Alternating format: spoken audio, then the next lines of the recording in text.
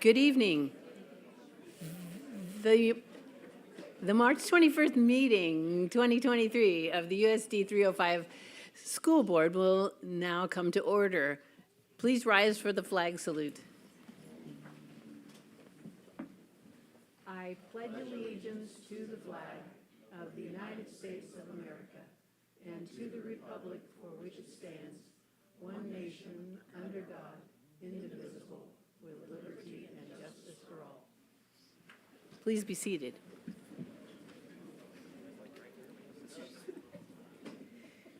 On our agenda now is approval of the agenda. Do I have a motion to approve? I believe we have an amendment to the agenda. Madam President, I move we approve the agenda as amended with the additional personnel report. Thank you. Do I have a second? Jim seconds. Any discussion? All in favor, raise your right hand. Motion carried 7-0. Next on the agenda is the recognitions and presentations with Ms. Kamian.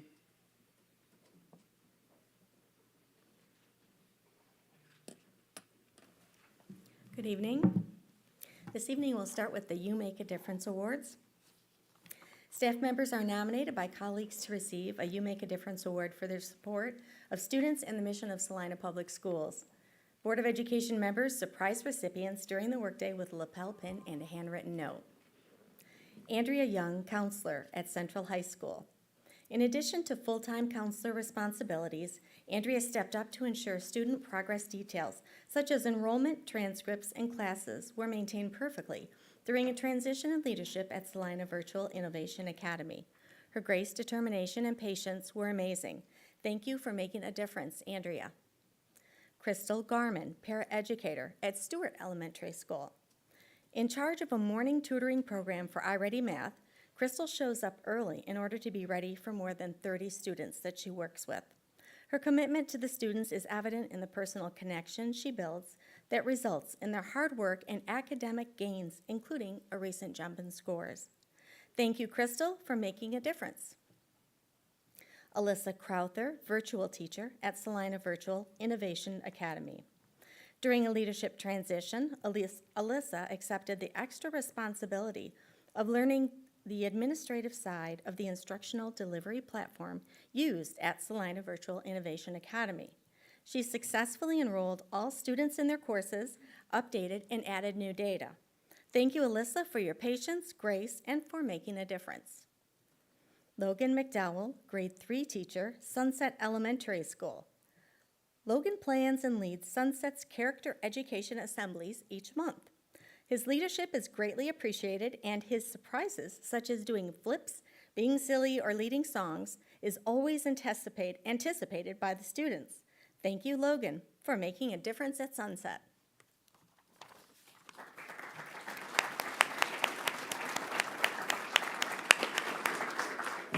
Thank you, and we'll proceed with the Teacher of the Year Award. Tonight, we celebrate our Teachers of the Year.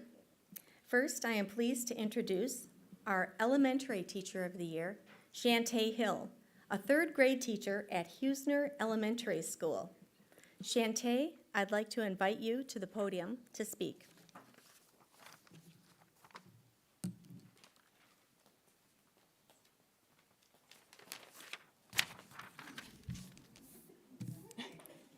You have some fans out there. Yes. They're helping me calm down. Of course, I have to be the first one, too, so thanks for that. First of all, I would like to thank Salina District and all of the board members for this amazing opportunity to be the representative for the Elementary Teacher of the Year for our district. It is such a huge honor, and I am truly grateful to represent all of our outstanding elementary teachers that we have here in this district. I know that I'm very lucky to be standing here receiving this recognition because there's so many teachers to choose from that deserve this just as much as I do. And I hope one day they get to stand up here like this.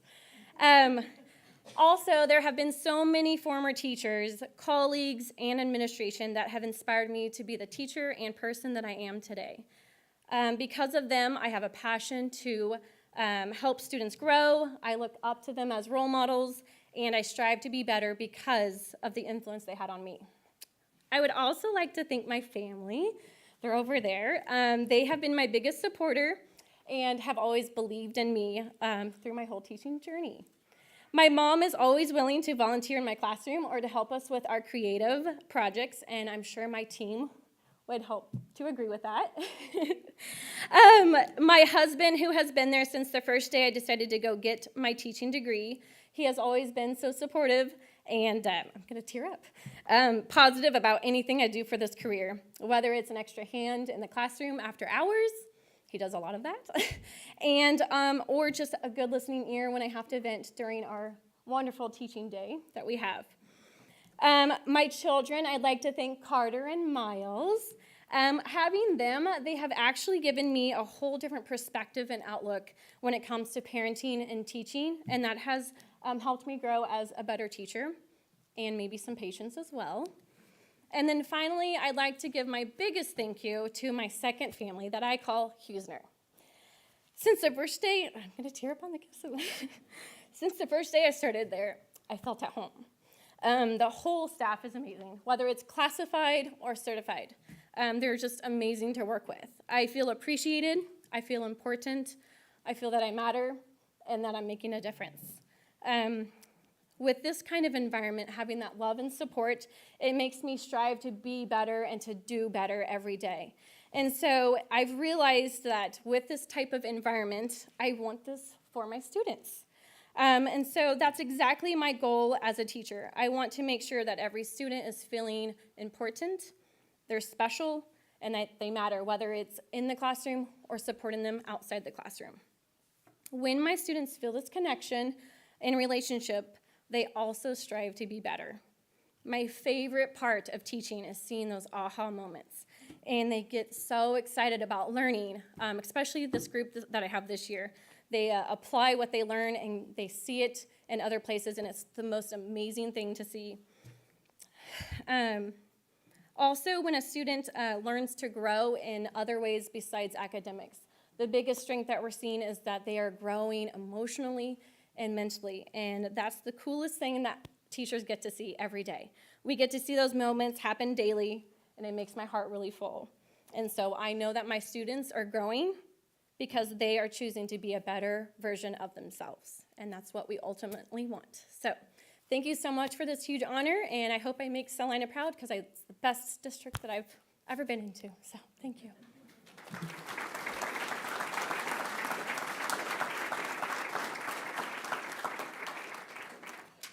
Thank you, Shantae.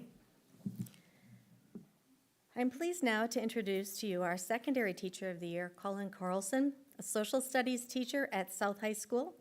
Colin, I invite you to the podium.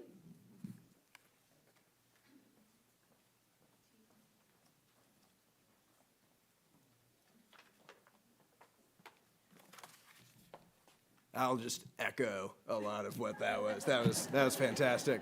No, this is a huge honor, especially knowing the previous recipients who have received this award, not only in my building, but just in the district in general, and just the abundant number of teachers that I work with on a daily basis who would be equally, if not more so, deserving of this award.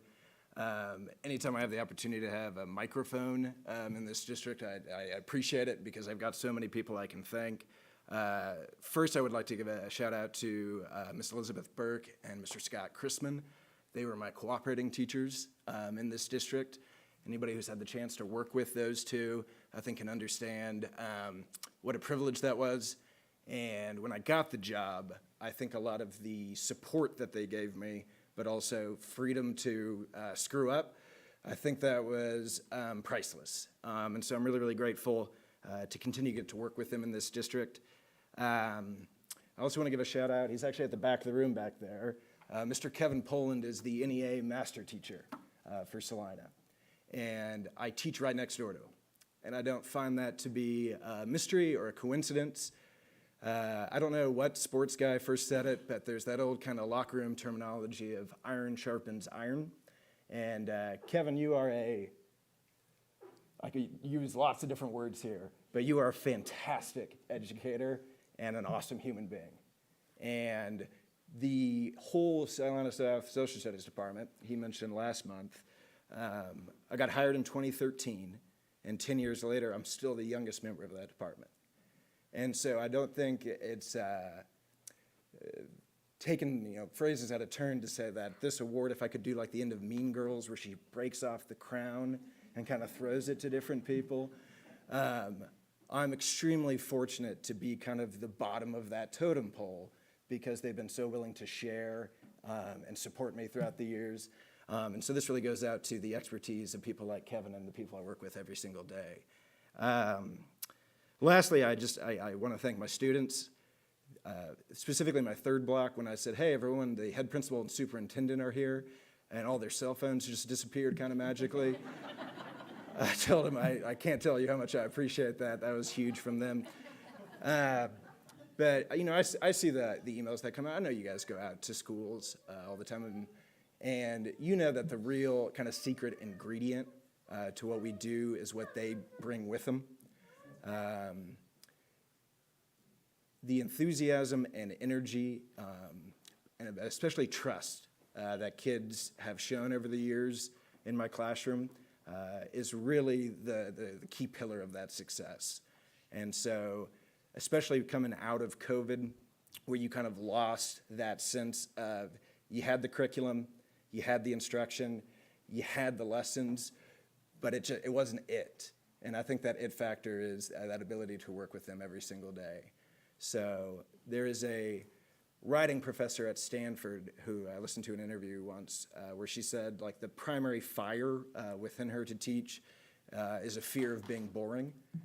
And I think I resonate with that only, and I joke with my students that when I go to a party and I go like, does anyone want to listen to a monetary history of the Federal Reserve System? Nobody takes me up on that. But they're legally required to be in attendance to listen to that. And that's a huge perk of the job for me. But that also comes with like a certain burden of I want to make sure that the time that they are putting into that class and the time that they're oftentimes required to be in my class is worthwhile. And so this award means a lot, if only as just a continuation and a kind of oxygen to that fire to keep going for that. So thank you to everybody I work with at Salina South. Thank you to all you guys for the time that you put in.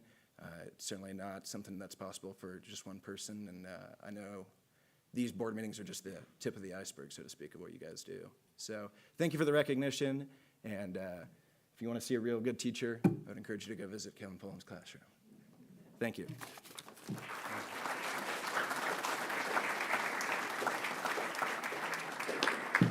Thank you so much. And now we'll go on to the Superintendent's Excellence Awards. Not yet. Oh, I'm sorry. Thank you, Colin, and thank you, Ann. Oh, yes, okay, sorry. President Zimmerman. Our Teachers of the Year each receives a $500 check, the H.E. and Irma Lee Nuss Teacher of the Year Award, in recognition of their efforts on behalf of Salina Public Schools. This is the 31st year for these awards that are made possible by the Nuss family. We are honored this evening to have Lawton Nuss, retired Chief Justice of the Kansas Supreme Court, joining us. I now invite Justice Nuss to the podium to speak about his family's legacy with the Nuss Teacher of the Year Award.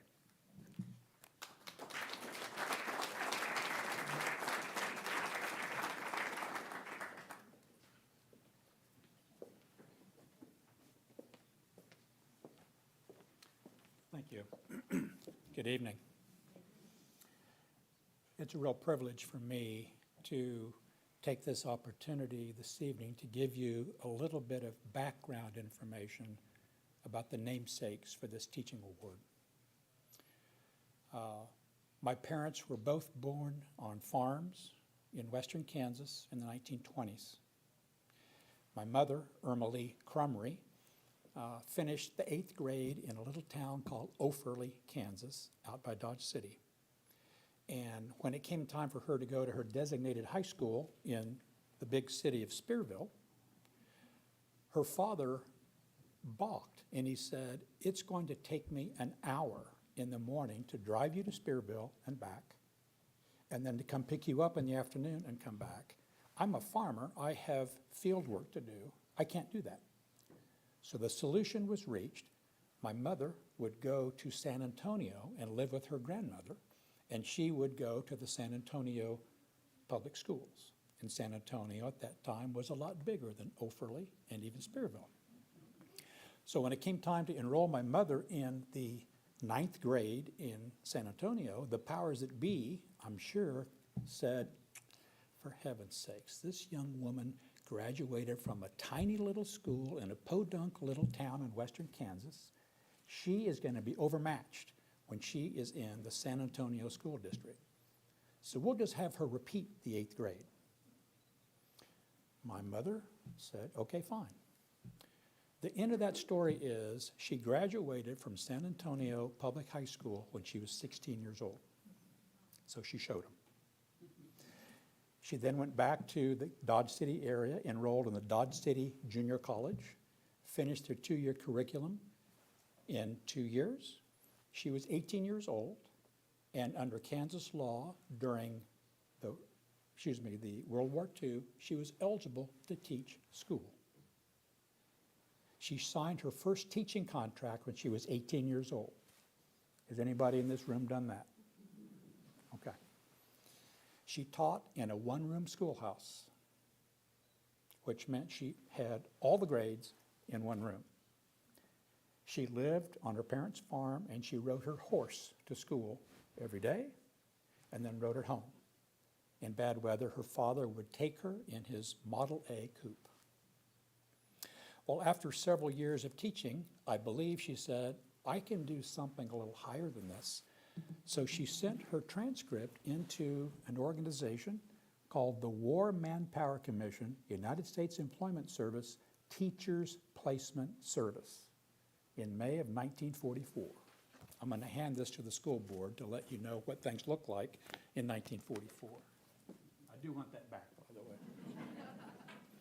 And perhaps because of this, she expanded her horizons, and they sent her to Plains, Kansas, which is further southwest. And one of her students that she taught was a man named Marshall Stanton, who later became president of Kansas Wesleyan University here in Salina. She did that for several years, and she said, you know what, I've only got a 2-year degree. I want to aim higher, so I'm going to search for a 4-year degree. And she went to what was then Fort Hays State College in Hays. She graduated in May of 1947 and had a degree in art education. She was going to be an art teacher. Well, in the meantime, my father graduated from La Crosse High School, and he didn't have any money to go to college, even though he wanted to. But luckily for him, he got a basketball scholarship to Pratt Junior College. And years later, when I found out about this, I said, Dad, was it a full ride? And he said, my scholarship was the coach got me a job sacking groceries at the grocery store. And he said, don't laugh. In 1940, it was a big deal to be able to find a job. So he went to Pratt Junior College, played basketball. And about that time, World War II was developing, and he entered something called a V5 program where you could try to become a pilot in the military.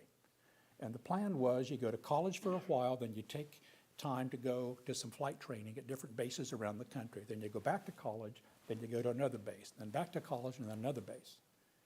He finally got his wings, and he dropped out of college and served in the military flying anti-submarine patrols. The war ends. He resumes his college education. He decides he's going to go to Fort Hays State College and meets my mother. They get married. He gets his degree a little later in what's called industrial arts. I don't know if they still teach shop these days or mechanical drawing, but that's what he was doing. They took teaching jobs in Hill City. They were there 3 years, and my dad said, you know what? I want to do something higher. I want to get a master's degree. So they went to K-State, and everything was going fine until the Great Flood of 1951 took them out. So they packed up what they still had. They moved to Salina, where his parents had relocated. And his dad, who was by then a carpenter, got my dad a job as a carpenter with a construction company because there were no teaching positions open. So 2 years go by, and a teacher at St. John's Military School has an accident with a train. So my dad is contacted, and he basically became a long-term sub. Finished out the year, and they offered him a contract for the next year. So they moved to the campus, and my mother, although she had a degree in art education, they said, we don't have a need for an art teacher here, but we don't have a library. Here's a box of books. Would you start a library for us? So she took library science courses, became the librarian. My dad taught mechanical drawing and shop, and then he eventually became the academic dean. So things are going pretty well. And then in the mid-60s, he said, you know, it's been 15 years since I dropped out of the master's degree program. I'd like to get that master's degree. So during the summers, he drove to K-State and finished his master's. Okay. They both left St. John's around 1970. My dad became the assistant principal at what was then Salina High School, now Salina Central. And my mother became an elementary school librarian. And one of her schools was Huesner. Another one was Sunset. My dad died in 1979 of cancer when he was 57 years old. My mother continued being a librarian till the mid-80s when she retired. She died in 2018. But I want you to know, to their dying days, they were so proud of being Kansas educators. As they told me, it was the opportunity to have a positive impact on so many young people. That's what kept them going. Now, I went into some detail about some of the challenges that they faced, and they overcame. My mother being told, you're not smart enough to be in our 9th grade.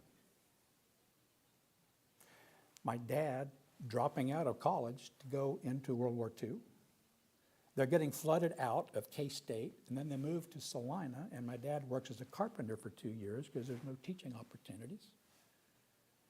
My mother's told at St. John's, well, that art education degree is great, but we don't need someone with that background. We need a librarian. Would you take some library science courses, which she did at Marymount College in Salina, and she did that as a career. My dad, after 15 years, saying, you know, I'd like to go back and get my master's, so he does that. I mention this because that is what educators do. You have challenges, and you rise to the occasion, and you meet them. And I wanted you to know that there are hundreds of thousands of Kansans besides me who really appreciate your making the sacrifices and meeting those challenges, overcoming them, and continuing to be such a positive impact on all of our young people. So, that is all I had. I don't know whether to call you Ann. All right. She and I go back a long way. We do. Could I have that document back? It's around Has the it been sold far on end. eBay yet? Okay.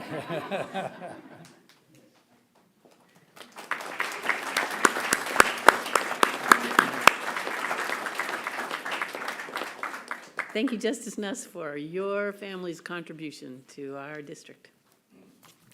And now I'd like to invite Superintendent Exline and Shantae and Colin back to the front, and with Justice Nuss, please.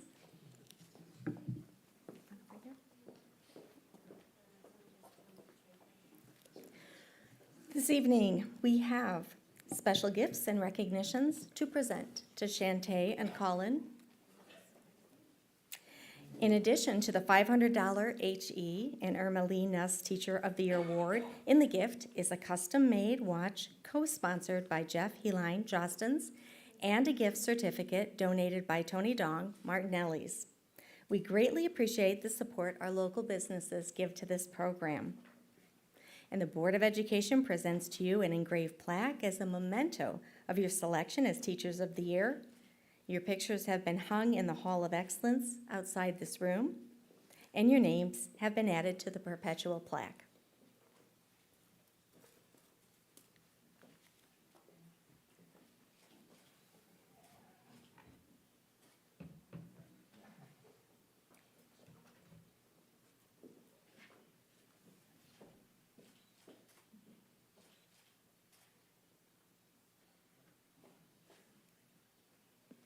And if we could please get one group photo.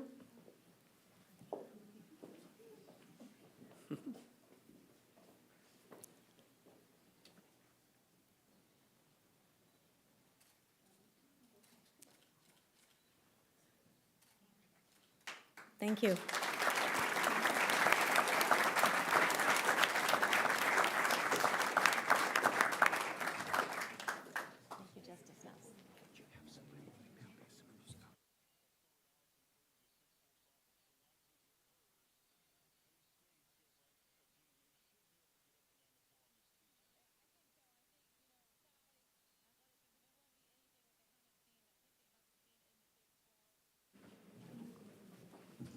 Now, we'll go on to the Superintendent's Excellence Awards.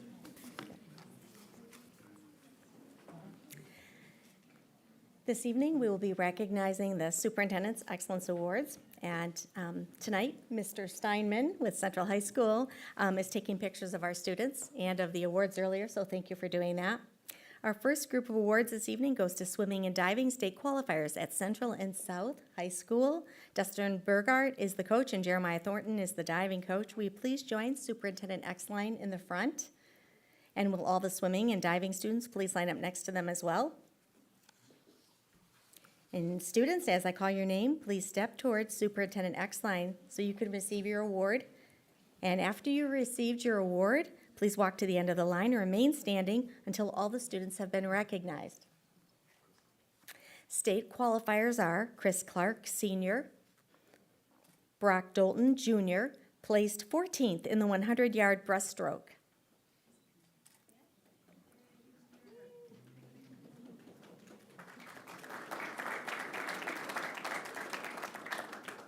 Logan Fairclough, sophomore.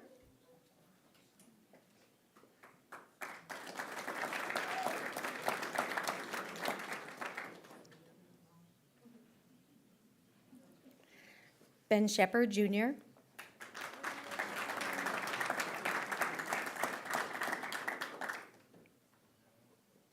Zach Tibbetts, Senior.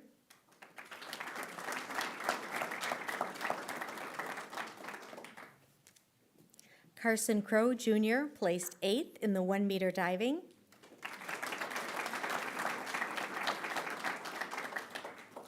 Hayden Smith, Senior, placed 3rd in 1-meter diving. Would you please allow the Board of Education to congratulate you now?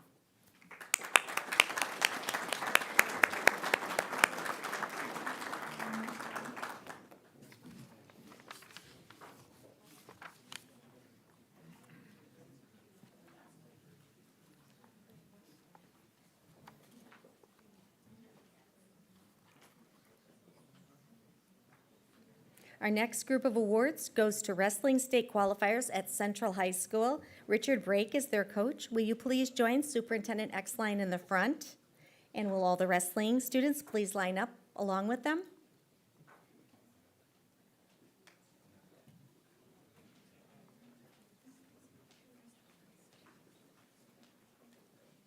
Students, as I call your name, please step towards Superintendent Exline so you can receive your award. Girls, Haley James, sophomore.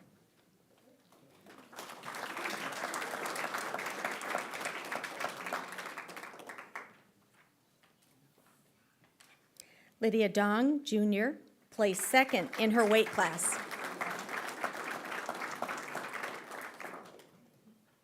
Amelia Kuykendall, senior.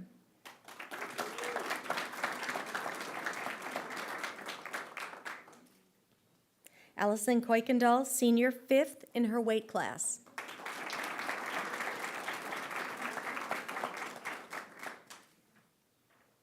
Boys, Jace Adam, sophomore, placed 2nd in his weight class.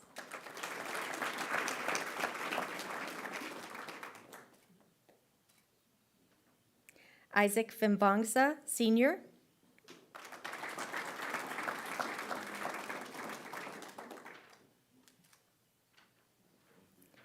Abram Owings, freshman.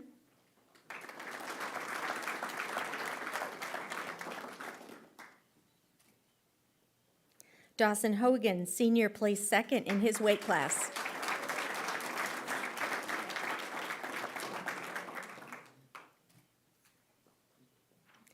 Tyrus Young, sophomore.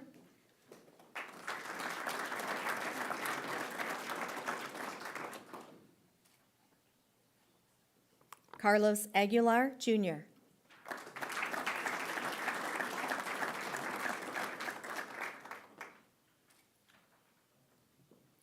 Please allow the Board of Education to congratulate you.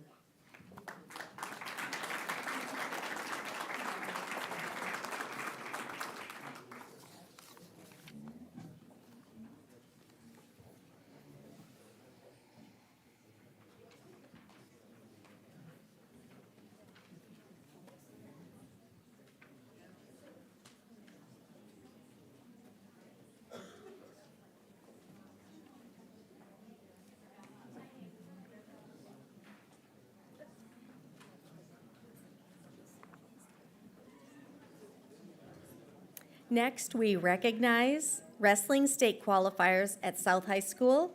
Kanan Wendell is their coach. Will you please join Superintendent Exline in the front? And will all the wrestling students please line up next to them?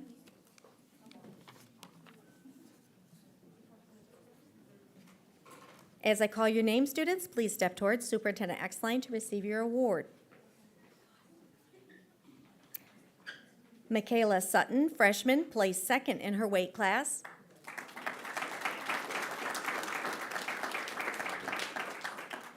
Brianna Stone, junior.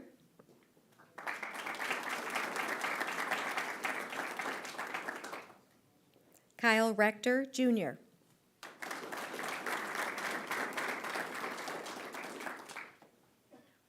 Please allow the Board of Education to congratulate you.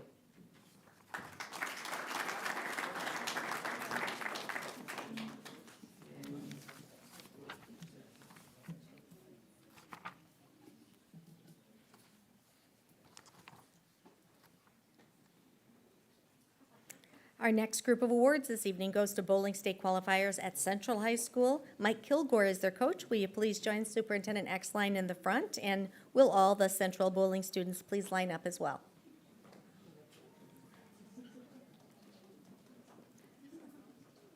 Please step towards Superintendent Exline as I call your name. Christopher O'Connor, senior, placed 15th at state.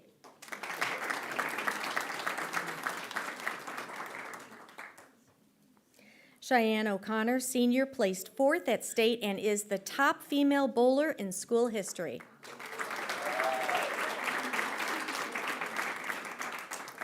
Alexandra Kuykendall, senior, placed 5th at state and is in the top 5 female bowlers in school history.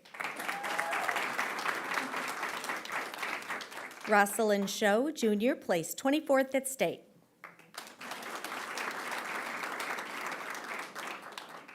Please allow the Board of Education to congratulate you.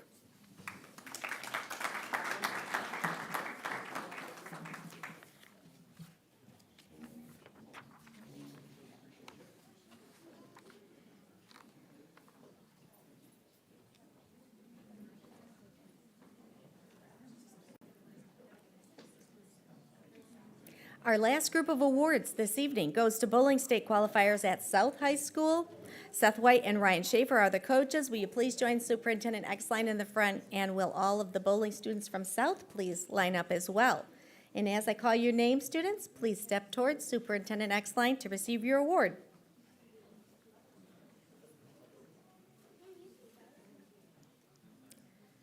Nina Fries, senior.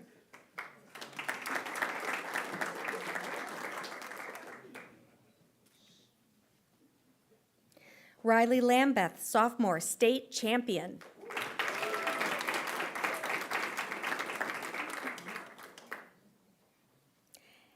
Andrea Ordonez, junior.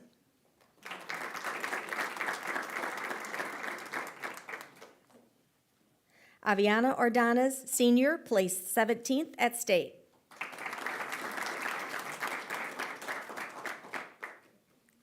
Ayala Ordonez, junior.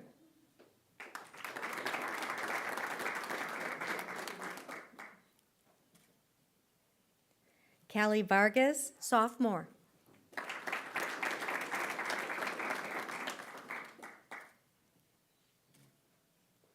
Danielle Knutson, senior.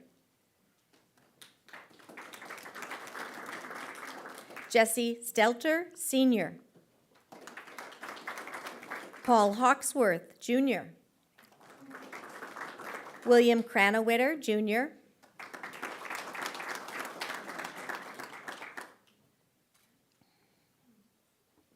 Odessa Miller, junior. Campbell Peterson, junior. Nathan Fries, sophomore.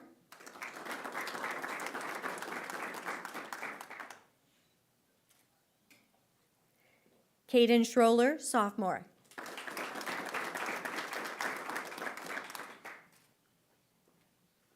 Please allow the Board of Education to congratulate you.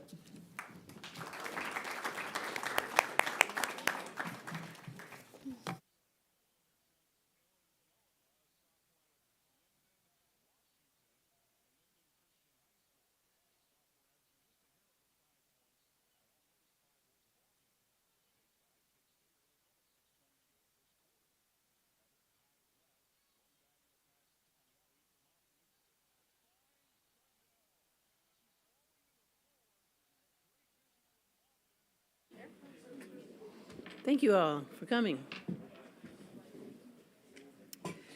Next on the agenda is the approval of the consent agenda items.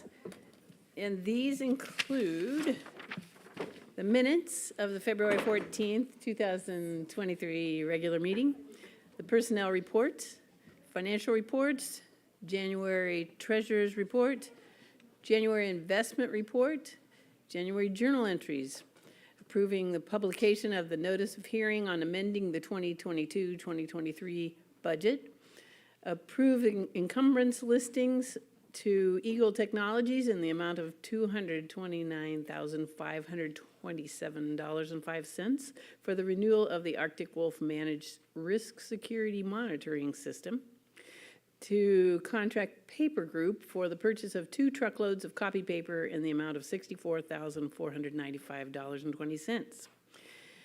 To approve the miscellaneous HVAC replacement bid to Calabrese Heating and Cooling, Inc.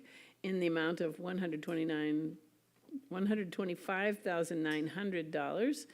Approving the South High Tennis Court construction change order to Hutton Corporation in the amount of $30,603.10 for the installation of electrical service to the South High Tennis Courts. Approving the 2023-2024 textbook rental fees. Approving agreement with Salina Regional Health Center for athletic trainer services. Approving the Central High fundraising activity. Approving the South High fundraising activity. Approving the Federal Head Start and Early Head Start grant application in the amount of $5,490,638 and a match of $1,372,660. Sources for in-kind include donated services and volunteers. Also to approve the Kansas Parents as Teachers Program continuation grant application for a total of $94,360 from the state with a match of $51,534.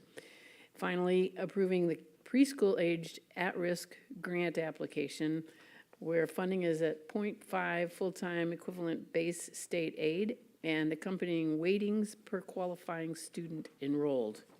Do I have a motion to approve the consent agenda items? Madam President, I move that we approve the consent agenda as presented. Been a motion, Gabe seconds. Any discussion on this information? Then all in favor, raise your right hand. Motion carried, 7-0. Next on the agenda is the public forum. We don't have any requests to speak tonight, so we'll go right on to the action agenda, starting with Central High International Thespian Fundraiser and out-of-state field trip with Barb Hilt.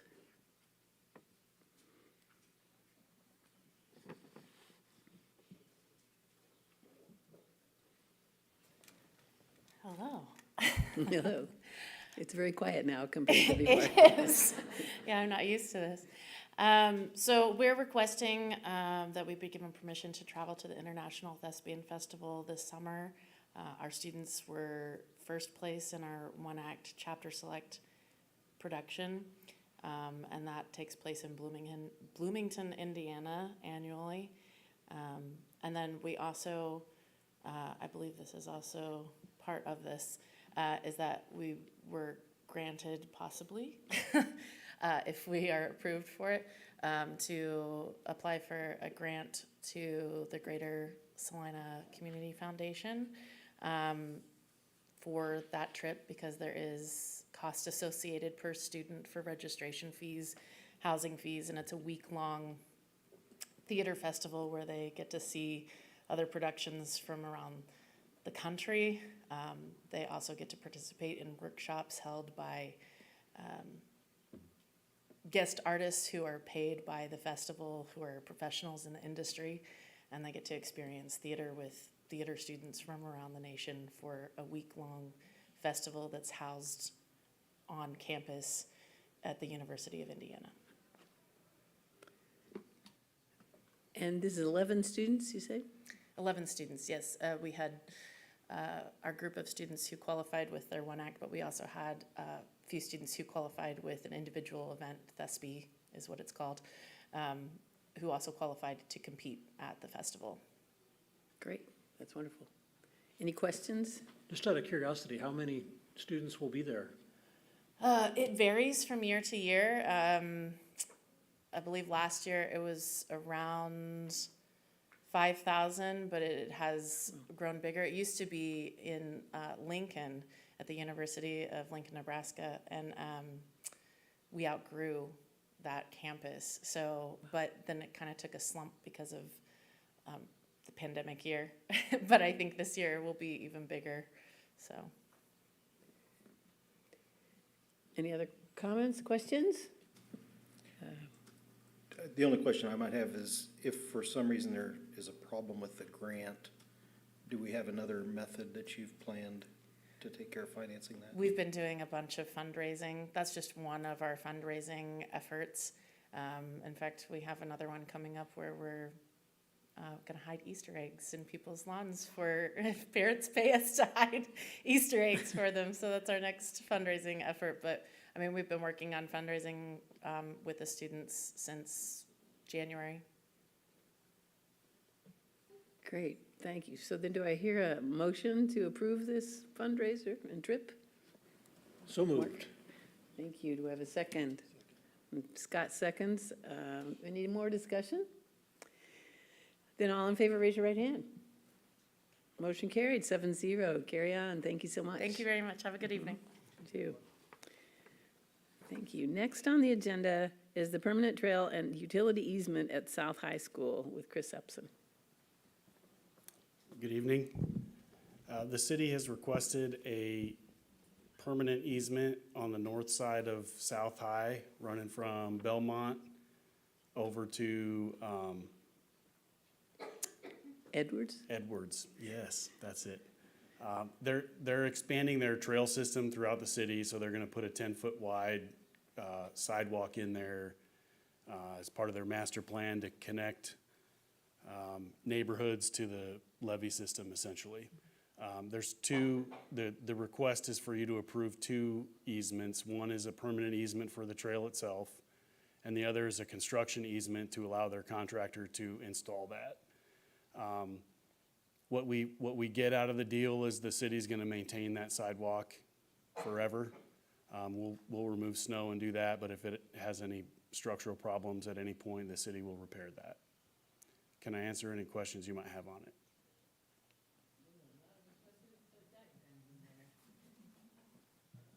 There is not a sidewalk there currently, right? There is a sidewalk there, they're gonna make it much wider. Okay. I can't remember, is there a crosswalk at Edwards to get to Jerry Ivy?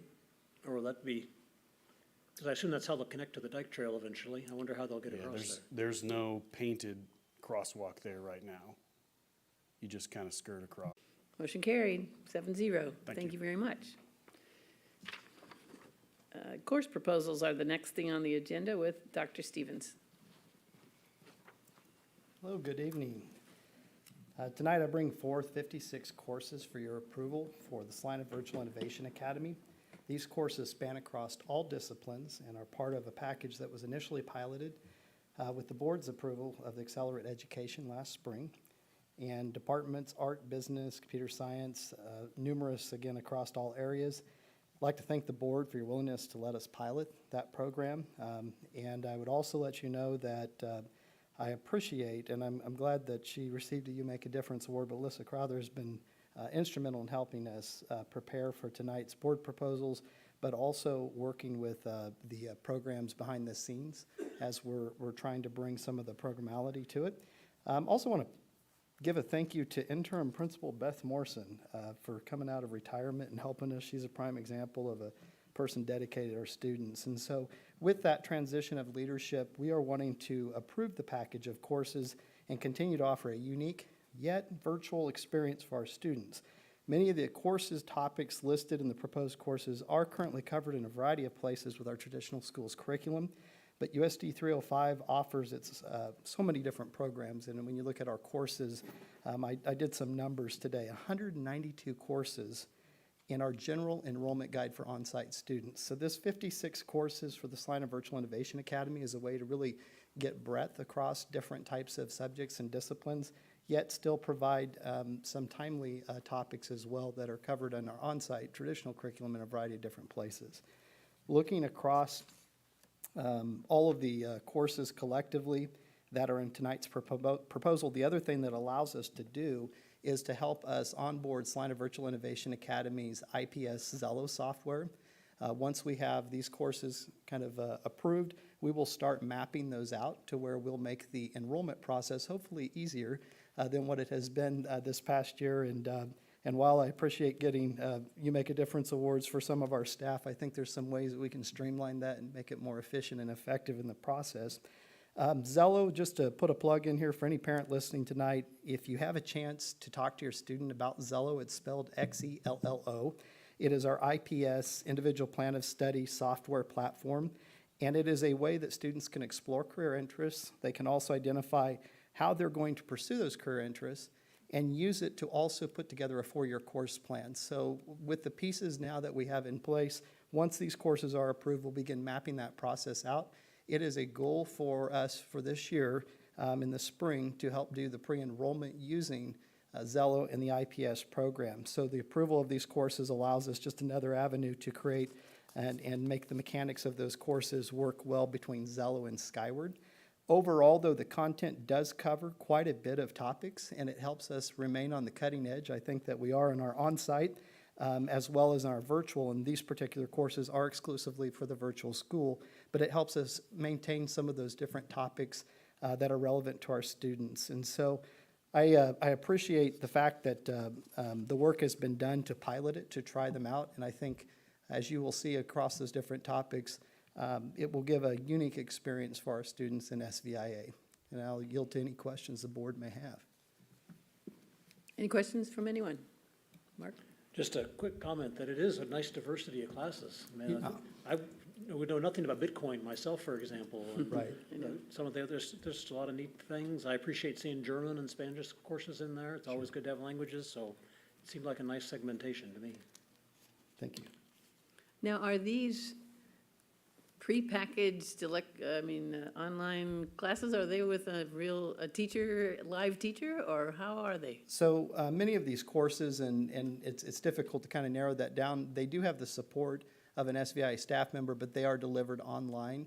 And one of the advantages to that is as topics change, which if anybody has checked their portfolio in Bitcoin, there's been quite a bit of change already in advisement on investments. So they're able to keep that relevant and updated. And so that's one of the items that makes that, pretty fascinating in that they can continue to revise their curriculum on the go. But it is very much online. What I would tell you in helping a couple of students this year, I had a chance to do some one-on-one work with a couple of students, and looking at the program and how it delivers, it does feel a lot more interactive with some of the videos where they're bringing forward content that's arranged in a manner that is more than just a person standing and talking, that many of the older platforms still use.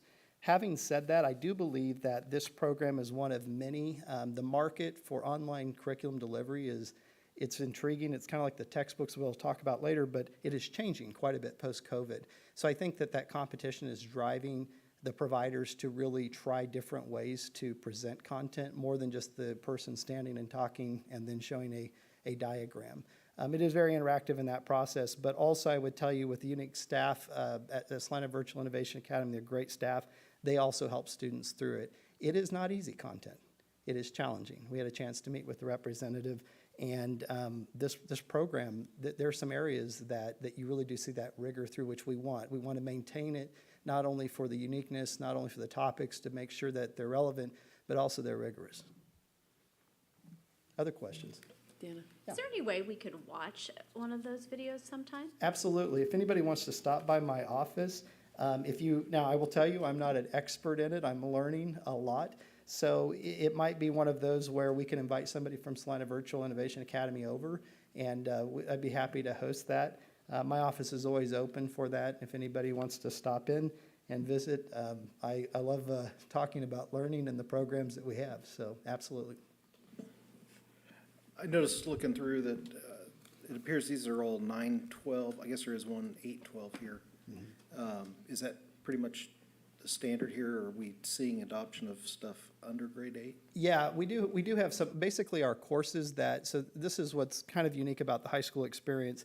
The middle school courses are already pretty aligned to what we have. You don't have a lot of opportunities in terms of a wide selection of electives in a middle school just by the nature of how it's the 4 cores and a couple of electives. And so even on our on-site, we always tell students that middle school, we're getting ready for the experience at the high school to have exposure to 192 courses in our course guide, 191 courses through Salina Area Tech, 110 courses through K-State, and 7 courses through Bethany College for a grand total of 500 courses to choose from 9th to 12th. So at the middle school level, it is very similar to the types of topics that we would see in our traditional on-site middle school, but they're also working on a lot of those foundational skills as well. Let me ask you this, all of these courses, are they from some provider of courses, or is it a whole bunch of different providers that, excuse me? Yeah, so it's Accelerate Education is the program, and this was one last year that Principal Hutton had presented.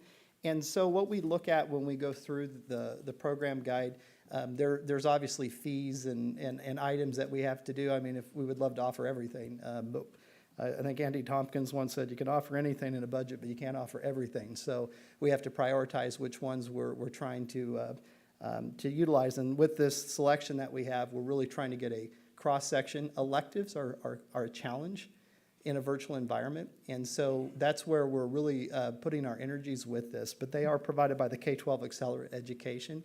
And again, if anybody wants to stop by my office, they certainly can. And I'll show you.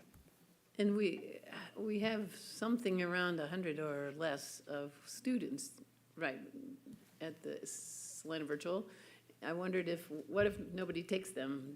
We're paying for them whether somebody takes them or not? We do an on-site license, and I can get more information on that. I don't have the enrollment numbers in front of me, Mrs. Zimmerman, but I'll certainly be willing to grab that for you and get it, as well as give you kind of some cost information if you want. Right now, we pay $35,468 for that online curriculum management piece, and then it allows us to customize it based on what our needs are.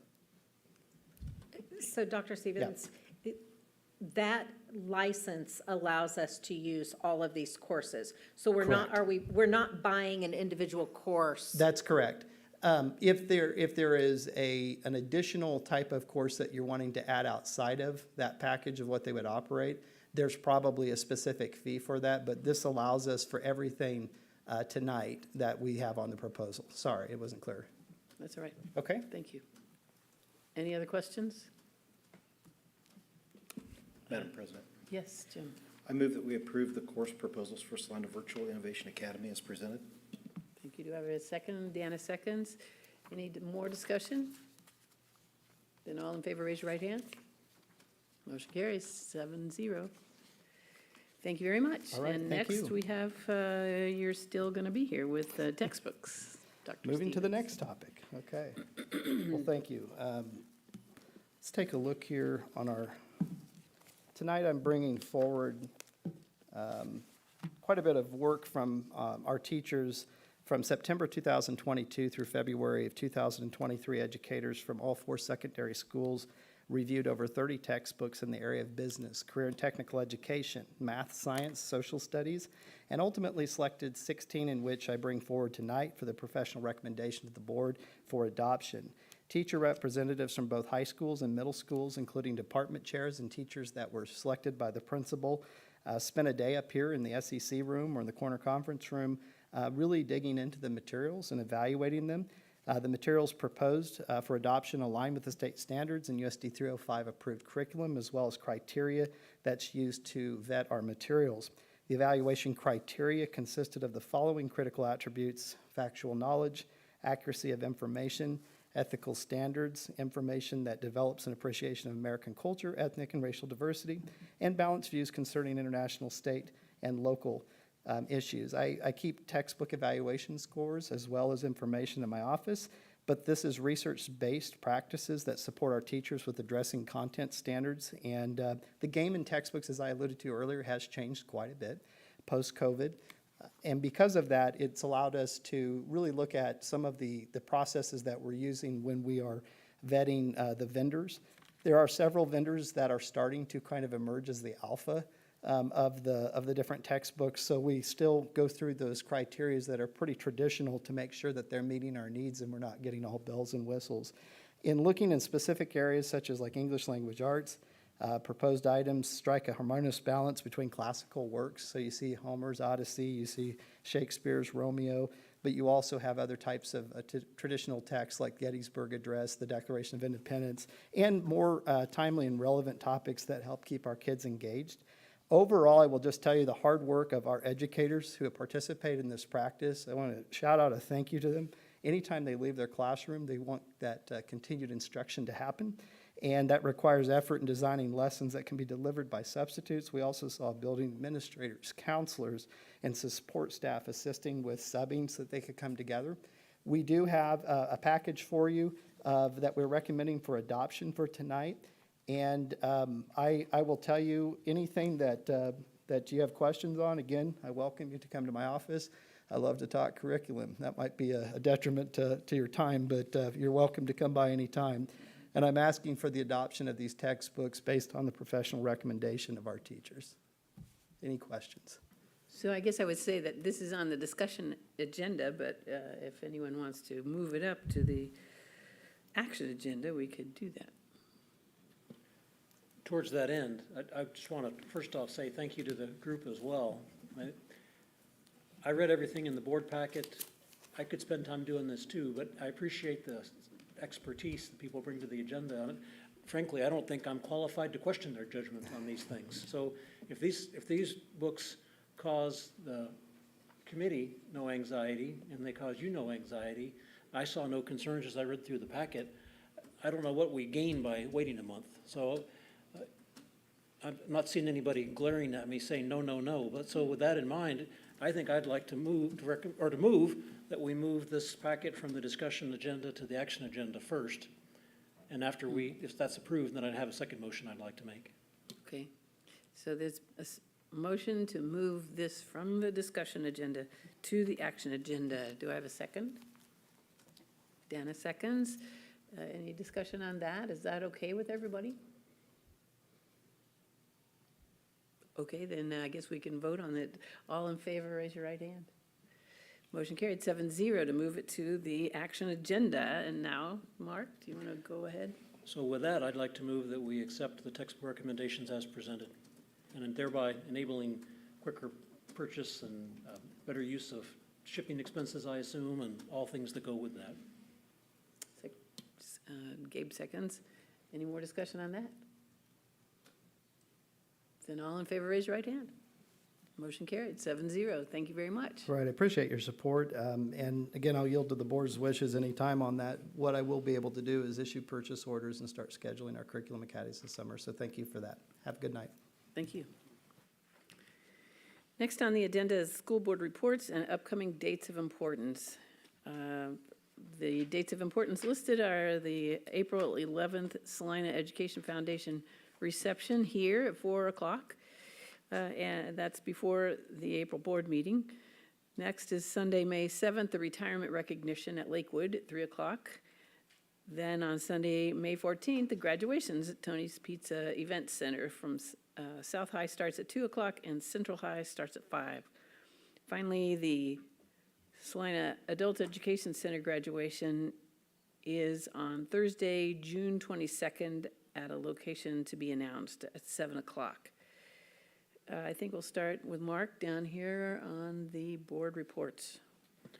So one item to report this month is that I participated in the most recent Smoky Hill Education Service Center board meeting. We had 100% attendance, which is rare, so that was nice to have, and the agenda was non-controversial, I would say. So I think they're at Smoky Hill are doing their best efforts and working ahead well. So that's all I have. Thank you. Thank you, Scott. I got to do a You Make a Difference for Alyssa. It was really interesting because when I showed up to the school, she came into the office and asked if she could help me. So I had to tell her no. It was supposed to be a surprise. Yeah, and then we eventually went upstairs and turned around. I walked in and she started laughing. I'm like, well, I couldn't tell you everything. So, but that was a good experience for me, so I appreciate it. Okay. Thank you. Thank you, Jim. I got to deliver a You Make a Difference award over at Sunset. It worked out really nice. It was an in-service day for them, so they were doing training. We got to be with all their teachers. Also got to be a part of some negotiations conversation with KNEA. So that's all I've got. Dana. I attended a CKCIE meeting and have been watching lots of the legislative videos, which are very interesting. Good job. Yes, Gabe. My only update was from SCF. Just a reminder, Match Madness is Thursday. At the Salina Fieldhouse from 7 a.m. to 7 p.m. or online at matchmadnessgscf.org from 12 a.m. to 11:59 p.m. An opportunity to donate and have your donation matched to your favorite Salina nonprofit. And I would venture to guess that SCF is everyone's favorite Salina nonprofit here. So make that contribution. Thank you. Bonnie? I attended the Park and Rec Board meeting, and I'm handed out two You Can Make a Difference awards, and they were greatly appreciated. They love to get those awards. But I talked to one, para was at Stewart, and I talked to the principals later, and they said, yeah, they just lost a para to a fast food restaurant. And then I attended the meeting with the classified personnel, which I learned some things, and I don't know if as a board, I didn't know them, but you might know them, but I thought maybe I'd share some things that we talked about in the meeting. And there are incentives for paras, maybe Jeff can help me too as well. Incentives for paras as well as custodial individuals. They had opportunities to further their education and to receive scholarships. And they also said that the referrals, if you referred someone for the para job, they'd get $100. Is that true? Well, you know, some of the one para said, you know, she'd referred somebody and she didn't know about it. So that might be some incentive, you know, and I know communication, you might, sometimes they just have to hear it, what, 7 times, or I don't know what the thing is, but, you know, just so that they know, because we're definitely needing more paras. And I keep running into paras wherever I go. I went to the Equine Fest, there was a para there, security guard, 3 days for 12 hours straight. And I said, what do you do? And she said, I'm a para at El Saline. But she's topped out. She's been there for 16 years. She's getting $16, and there's not really much more she could ever get. So anyway, at the para meeting, there was one lady that was at the para meeting, and she said if she had known that there was a good para pathway to a special ed degree, that she would have pursued it years ago. So I think this is a way of an incentive to get more teachers. We could, starting as paras, and they could become special ed teachers, and which there's a lack of those as well. And they also mentioned that listing the para position as a full-time or part-time was beneficial, because the one lady was a part-time. And on our district, I looked up the job openings, and it is listed as part-time. So I don't know about the other schools, but that's how that is. So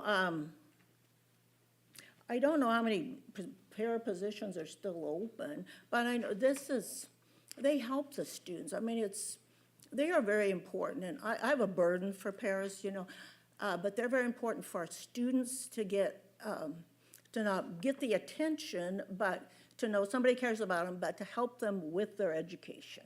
It also helps the teachers and the subs, because I was a sub and I just loved having a para in there because they could help. When we did the needs assessments at Lakewood, they said they needed an additional 25 classified staff. I don't know how many of those were paras, but I'm probably, and Cottonwood also. Staffing, they're needing the paras and the classified. It's the pay, I didn't realize what the pay was, and maybe you guys, that's the drawback right there, is the pay. The one lady I talked to, she loved her job, she loved the school, she loved the kids, even though she got bit and bruised. She loved it, but she found another job working with the special ed kids, and it was $5 an hour more. The base pay is $12.14. One lady worked a year and now she's getting $12.50. That's before taxes, I'm sure. Yeah, anyway. So we need to find some money for these classified, because even the custodians, she loved her job, but to find people to work there, and the people that wanted to work and do the job right is a problem as well. So just thought I'd let you know about that. Y'all might know all about that already, but, and with the cost of living, I kind of maybe think that we might have more openings for paras next year, because $12.14 isn't going to buy more bread, Anyway, just saying. That's all I got. Thank you. It's true, the para positions are. I failed to mention that I attended the meet and confer as well, Oh. so I apologize Okay. for. That's all right. I went to the Parks and Rec board meeting. I think there may have been two since the last school board meeting, and the last one, we had a big discussion of where they're going to play pickleball since they are closing the courts at Kenwood. No, at Oakdale, they're closing the courts. And there are no pickleball courts in the new tennis courts over at Kenwood. I also went to the State House with the Chamber of Commerce, since I'm on the board there with the school board, in the school board position. And we heard from several state officials and talked to them, and they talked to us. So that was very interesting. I also attended the Bold Business Opportunities? No, Leadership Development, Business Operations and Leadership Development event that was here with lots of superintendents and board members. That was interesting to sit in on. I know that Ms. Exline and Jim, they've been in that last year, and now your year is done. Is that right? Yeah. Okay. And I also got to tour a couple of schools with the state education commissioners, so I got to watch the welders at work at Central and some math instruction at Cottonwood, so that was fun. That's all I have. Now, let's go on to the superintendent's report. Okay, just a few things. First, we were able to host the Council of Superintendents this month. I was given 20 minutes to share a bit about Salina Public Schools, and I tried to think of things that would make sense for a superintendent leadership role and what I might be able to share with folks that are in districts from 100 students to 25,000 students. And so I talked a little bit about our marketing efforts and our enrollment recapture. We actually recaptured 10% of our enrollment using the phone calls that we did last spring and just reaching out to families and having a conversation with them about how important their kids were to us, and so shared that with them. And then also shared about our administrator orientation. I've had multiple phone calls and requests for copies of what I shared. So it was just fun to be able to shine a little light on what we do here. I did have an SPS chat with classified staff members, and there were the first thing they talked about was how positive the administrative support has been for them. They also talked about how positive our hiring of full-time subs, what we call roving teachers, has been for their jobs. Because they're the ones in the morning that are trying to cover classes when there are folks that are sick. And we certainly want for our people to be able to take their sick leave when they need to be home for illness or home with a family member who's ill. And having somebody that can slide in and cover a classroom really makes teachers' lives different, and it makes our classified staff's lives different as well. They did say that sub-orientation has been very positive and helpful, so thank you to Erin and her group on that. They're noticing new substitutes in their classrooms and coming into the buildings. They said that it is very challenging to get subs for classified and nurse positions, and so if there's something we could do creative in that arena, and so we're always looking for creative ways to solve problems and make people's jobs easier and more doable. And they mentioned that part-year positions are challenging financially. And so we've been having conversations about, what might be done there. So our next chat is about post-secondary options, and that is on April 3rd at 5:15 at South High. We have a couple students that have agreed to be on a student panel to talk about their experience in post-secondary opportunities.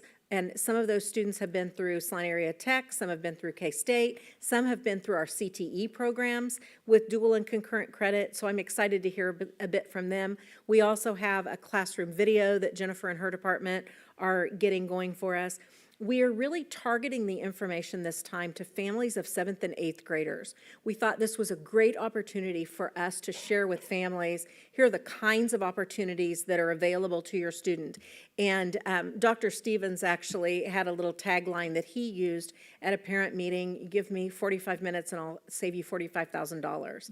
And that literally is the difference in enrolling in these courses for an individual family when your child is with us versus them leaving without taking advantage of any of these opportunities. So we really we're going to send out invitations specifically to those families to encourage them to come so that they can hear a little bit more about what we offer. Just one of those efforts to do more communication, like Bonnie mentioned a minute ago.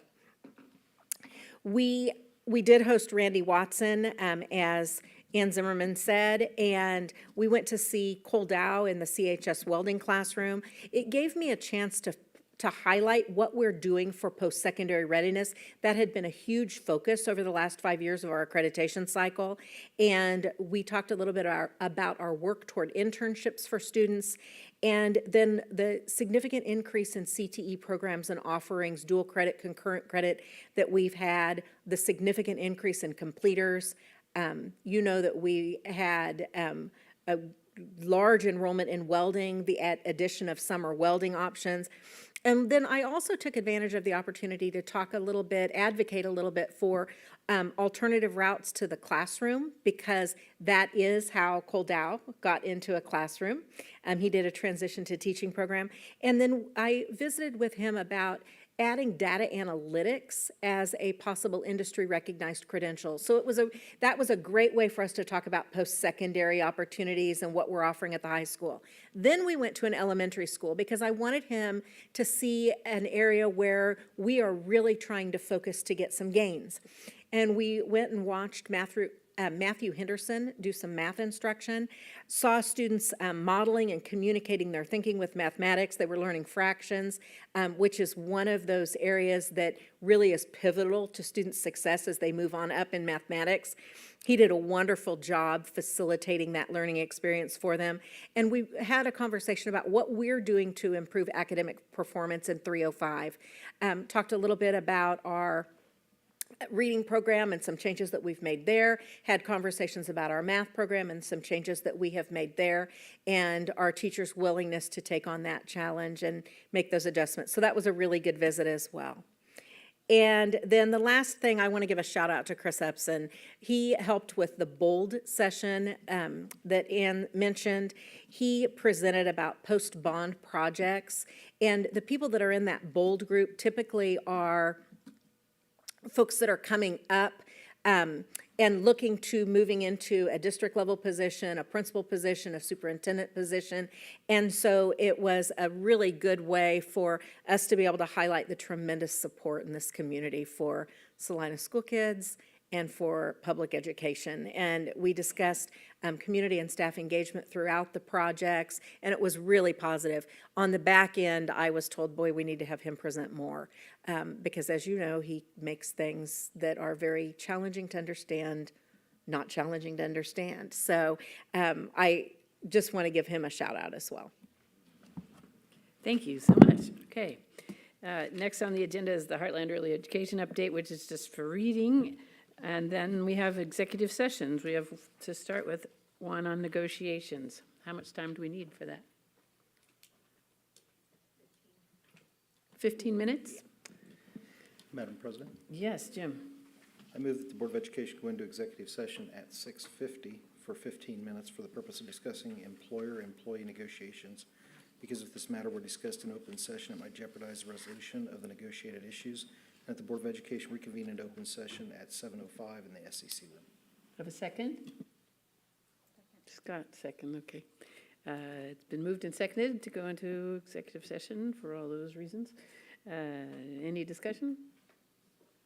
Then all in favor, raise your right hand. Motion carried, 7-0. We'll be back at 7:05.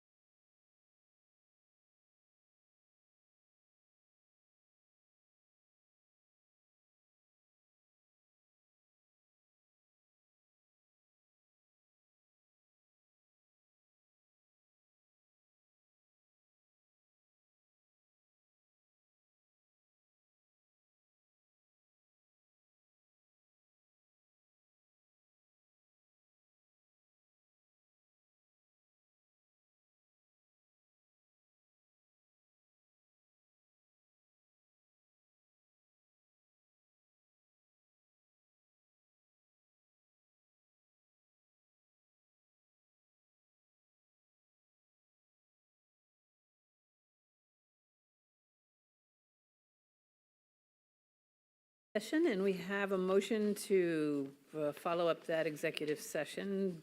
Gabe?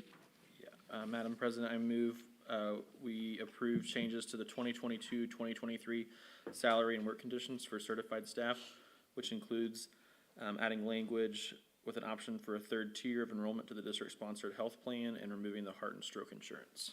Have a second? Mark seconds. Any other discussion on that? Then all in favor, raise your right hand. Motion carried, 7-0. Thank you.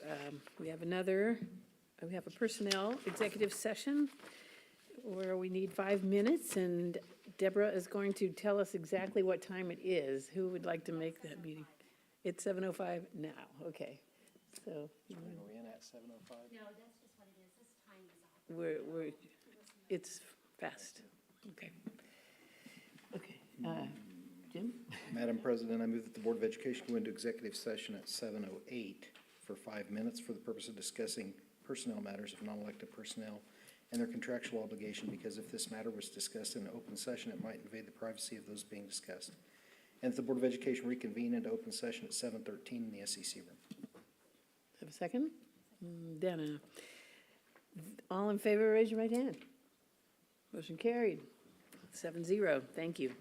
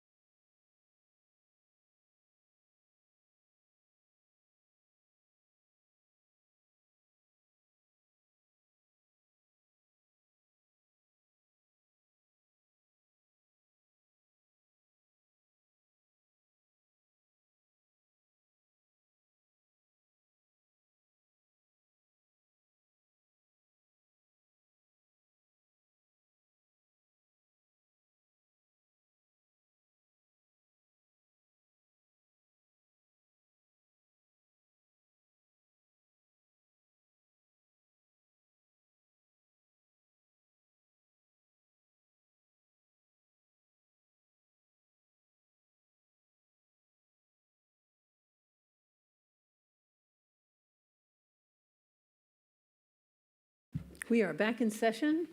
We have a motion from the last executive session. Bonnie? I move that the Board of Education approve the renewal of administrator contracts for the 2023-2024 school year. Do I hear a second? Gabe seconds. Any discussion of that? All in favor, raise your right hand. Motion carried 7-0. Thank you. We will now go on to the work session. Is that correct? Yes. So is this when we end our live stream? Yes. Thank you for listening.